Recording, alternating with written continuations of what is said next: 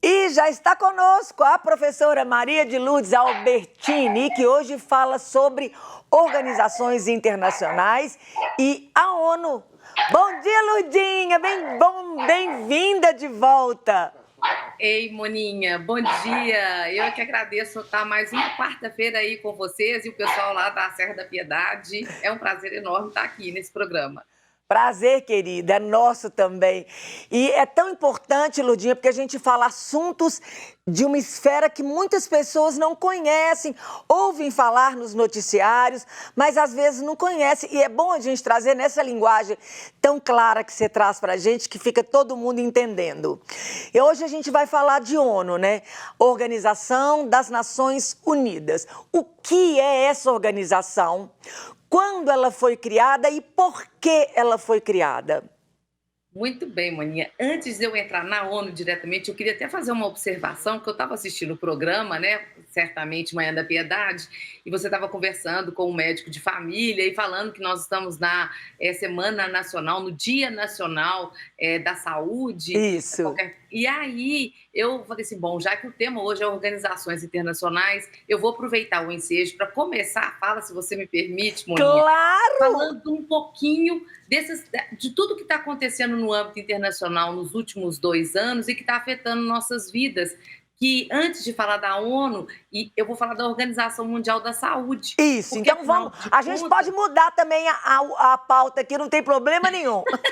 Não, mas eu não vou mudar, não. Eu só vou introduzir com ele então... e vou fazer o gancho, porque a OMS faz parte do sistema da ONU, e aí eu já entro na ONU na sua pergunta. Pode ser? Demais, Mara. Então vamos começar com uma outra organização, que a sigla OMS, Organização Mundial da Saúde, é com você. Muito obrigada, Moninha, por me permitir aí essa improvisação aí na pauta. Porque é o que acontece, a gente está vivendo nos últimos 2 anos esse problema de pandemia, né, uma epidemia global. E nesse sentido, nós ficamos muito sem parâmetros de como nos comportar, as políticas públicas, quais seriam as melhores políticas públicas a serem adotadas. E aí, as organizações intergovernamentais passaram a ter uma importância muito grande para nós nos últimos 2 anos. Elas já tinham, mas elas ficaram muito em evidência porque as tomadas de decisão que nós tivemos como estados, como pessoas, usaram parâmetros internacionais que já eram usados antes, mas que não nos afetava tanto por causa da radicalização, digamos assim, da necessidade, melhor dizendo, da gente tomar medidas de combate a uma pandemia que demorou para ser controlada, né? E ainda estamos em processo de controle. E nesse momento, uma organização intergovernamental que surgiu mais ou menos junto com a ONU, depois da Segunda Guerra Mundial, tomou grande relevância para nós. Foi a Organização Mundial da Saúde, criticadas por uns, defendidas por outros, mas uma organização internacional que nos deu os parâmetros científicos do que seria melhor no combate a esta pandemia, a esta epidemia global que se abateu sobre todo o mundo. Então, eu comecei por ela porque ela foi criada em 1948, logo depois da ONU, e ela foi a única organização intergovernamental que foi aceita por todos os países, sem divergência. Para você ter uma ideia do quanto é importante a gente ter como referência esses parâmetros internacionais que acabam, apesar de serem instituições políticas, mas elas acabam conseguindo fazer a convergência das agendas no mundo em situações de emergência. Por isso que eu escolhi esse tema hoje, porque estamos falando tanto de ONU, né? E as organizações intergovernamentais estão tão em evidência que eu falei assim, eu vou sugerir bater um papo com a Moninha hoje sobre isso. Claro, aqui olha, a gente é aberta. Eu já falei, só falta um cafezinho, um pão de queijo, vamos conversar e levar o máximo de informação para as pessoas que nos acompanham. Lurdinha, e a OMS foi de suma importância nessa pandemia que assolou todo mundo, né?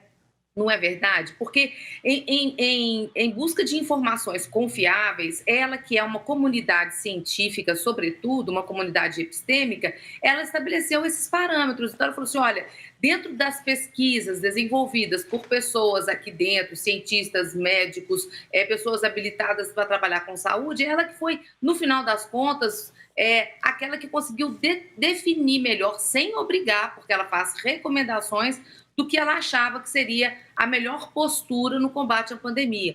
Junto dela, a gente tem nas Américas também a OPAS, Organização Pan-Americana para a Saúde, todo esse sistema de saúde, né, gira em torno de padrões internacionais, que a ONU acaba sendo a grande organização internacional que converge todo mundo. Eu me Uhum. lembro, sabe, Moninha, quando eu amamentei meu filho, meus filhos, o pediatra falava assim, os padrões internacionais de amamentação da OMS Uhum. sugerem um aleitamento materno até o 6º mês puro. Quer dizer, acabava sendo uma referência científica para o meu pediatra, que era uma pessoa que eu confiava, e aquilo acabava sendo também uma referência científica para mim, As né? normas da BNT para quem vai fazer o TCC, né? Exatamente, Moni, é isso mesmo. Vira aquele padrão mais confiável, porque não fica polarizado só e restrito a um grupo de pessoas. Aquilo acaba sendo promovendo um debate muito maior, muito mais amplo, envolvendo diversos vieses de pensamento e tal, né? Por isso que eu acho que é relevante nesse sentido. É Claro, maravilhoso. você, Então, eu posso né? dizer que a OMS está debaixo da autoridade da ONU. Nenhuma organização intergovernamental pode se dizer uma autoridade. Aham. Assim, elas são autoridades nas suas áreas específicas, porque elas são referências. Agora, elas orbitam em torno da ONU, porque a ONU acaba coordenando o trabalho de todo mundo. Então, Entendi. quando a gente vê uma crise sanitária, como a pandemia que a gente viveu, a ONU ela acaba juntando todo mundo e falando assim: olha, observando, né, cientificamente tudo que está acontecendo, a ONU acaba sendo aquele fiel da balança para convergir todos os países, porque todos os países do mundo são membros da ONU. Uhum. Ela que, agora entrando então, portanto, se me permite, Não, peraí, não entra na ONU ainda não, porque eu queria só para tá, falar mais uma da OMS também, a questão da vacina, que fez a sim, divisão também, foi a OMS, os países mais pobres que não tinham acesso a essa vacina, é a OMS olha, que organizou isso? Moninha, o mundo ele é muito mais pobre do que rico, né? É. Evidentemente que a gente sabe que na mídia os países mais ricos eles acabam tendo mais exposição, né? Interferem mais nas nossas vidas, mas o mundo ele é de um padrão mais pobre. E o que acontece? A OMS ela estabelece esses parâmetros para vacinas, né? Para aleitamento materno, padrões sanitários e ajuda os países, portanto, a definir suas políticas públicas de Uhum, como atuar no uhum, combate a pandemias, a doenças. Os países da África, por exemplo, né, países asiáticos extremamente pobres, que são pobres não só per capita, né, só os indivíduos são pobres, mas também os países em si. Isso faz com que eles recebam orientações qualificadas, que eles não conseguiriam fazer de forma isolada. Né? Por isso que eu acho que a vacina ela está sendo extremamente importante na medida em que a OMS ela estabelece o padrão. A vacina é fundamental no combate e ela ajuda os países a educar as pessoas, a levar as pessoas a se vacinarem, sim, como aham. uma forma de combate às epidemias, às pandemias, né? E erradicação não só desta pandemia que nos abate no momento, mas várias e várias doenças que foram erradicadas por conta de planos de vacinação eficazes a partir de referências internacionais, de organismos internacionais. Maravilhoso, claríssimo. Vamos para a ONU. Vamos para a ONU. Então, a ONU ela foi criada depois da Segunda Guerra Mundial, né? Em 45, tão longe já da gente, né? Eu acho que é tão longe, por isso que a gente está vivendo crises aí globais muito importantes.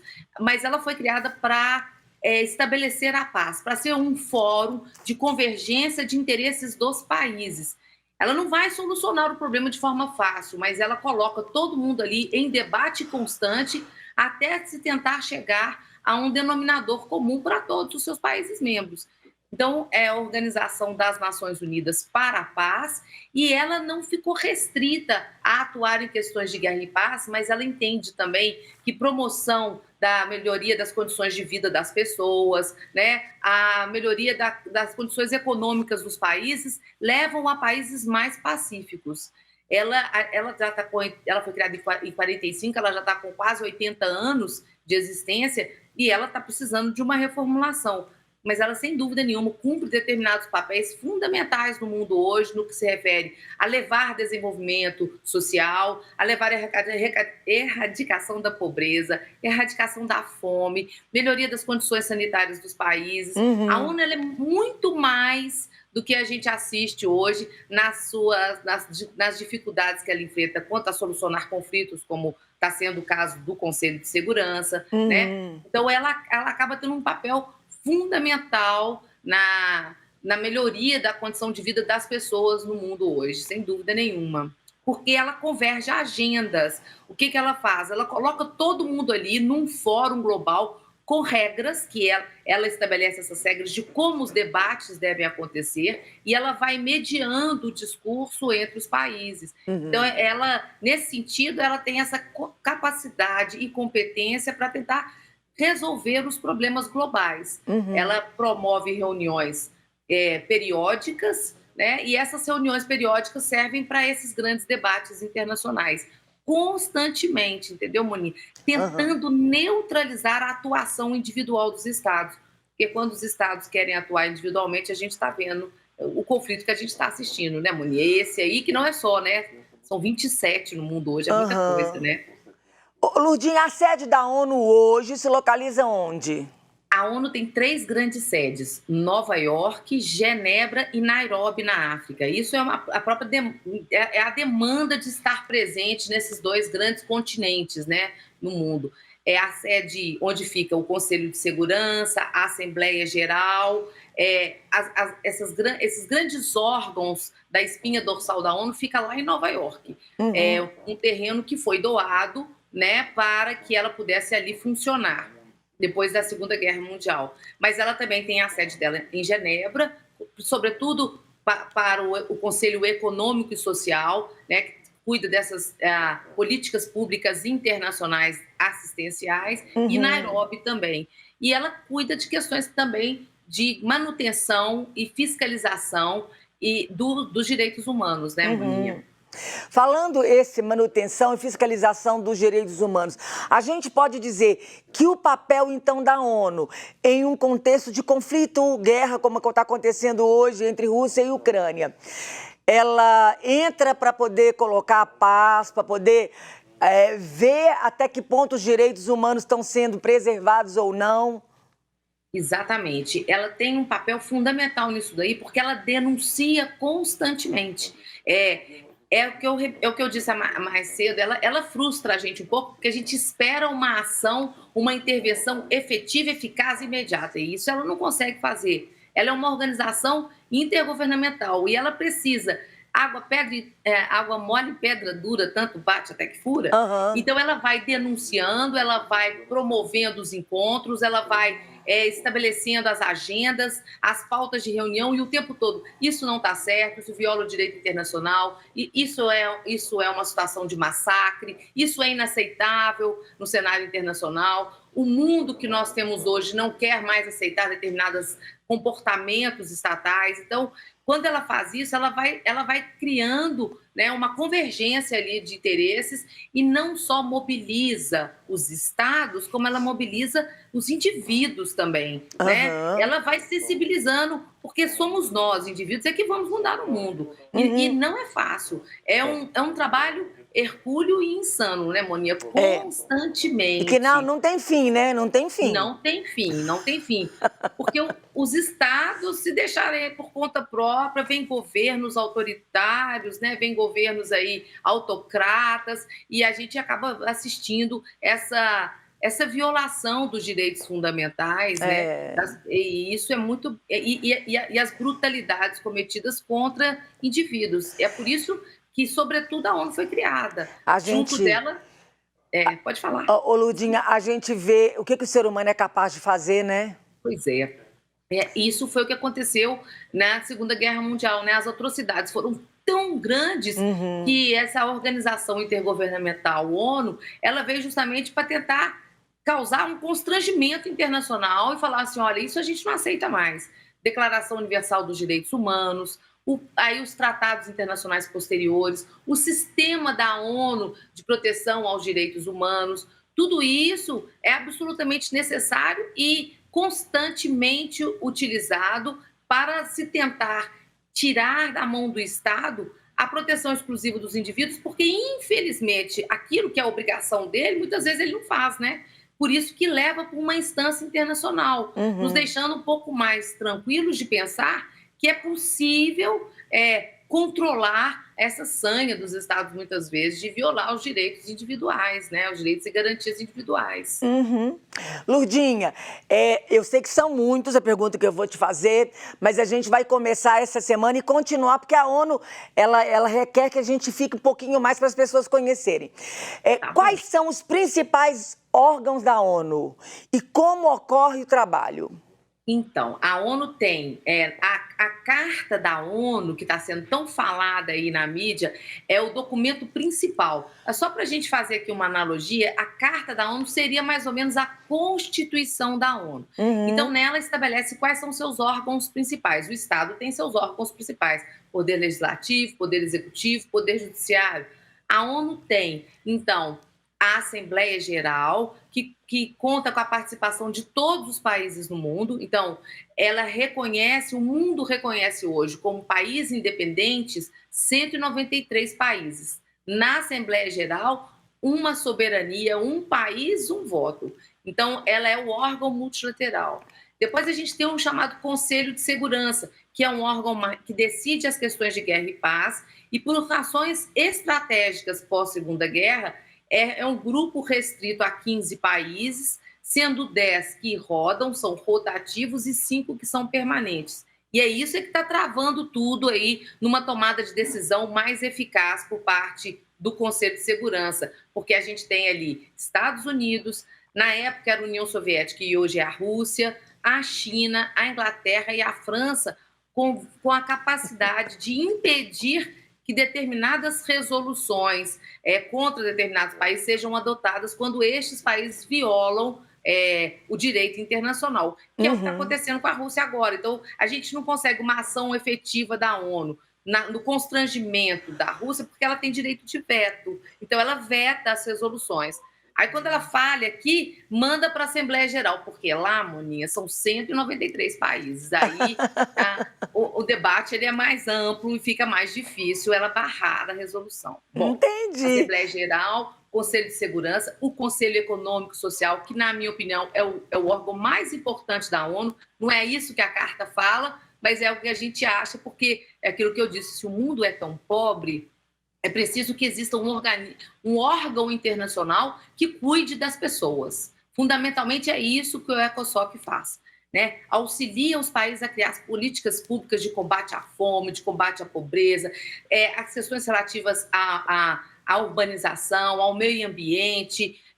Nossa, é uma quantidade enorme de políticas públicas internacionais que são produzidas dentro do ECOSOC, e a gente precisa falar mais dele. Ele Nós vamos falar, e aí, porque o nosso tempo também já acabou. Já acabou. E aí eu vou te convidar, né, para semana que vem a gente recomeçar esse assunto. Ficou grande a pauta hoje, né, Não, Moninha? maravilhoso, Desculpa. mas eu acho isso importante, Lurdinha, e que você também tenha essa liberdade de falar. Antes de falar da ONU, vamos falar da OMS, porque é importante.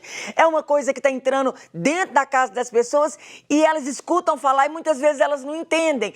Então, quando você traz à tona esses assuntos nessa linguagem simples, todo mundo entendeu, né? Então, a ONU também é um assunto vastíssimo, importante, apaixonante e que nós vamos continuar, então, semana que vem. Pode ser? Combinado. Tá, pode ser. Fechado, então. Fazemos a parte 2 semana que vem da ONU. Exatamente. ONU parte 2, explicando tudo isso que ela falou, quando nasceu, depois da Segunda Guerra Mundial, nasce por causa das atrocidades e todas as atribuições que a ONU tem hoje e que está nessa defesa e nesse cuidado todo com o ser humano, né?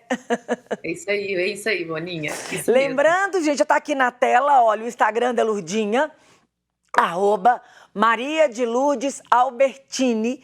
Aqui, todo dia ela está participando de um debate, eu estou vendo tudo, de debate, de mesa aberta, falando sobre esses assuntos tão interessantes que às vezes a gente, por achar difícil, a gente não procura saber e é importante a gente saber. Então vai lá, segue a Lourdinha, acompanha os debates que você vai ser só enriquecido com todas as informações, né? Ok, Moni, eu que agradeço todo esse carinho. Não sei se eu sou merecedora ou não, mas eu agradeço. Amém, é merecedora sim. Muito obrigada. Obrigada Até a você. quarta-feira que vem, se Deus quiser. Até quarta. Grande beijo. Tchau. Um beijo, tchau.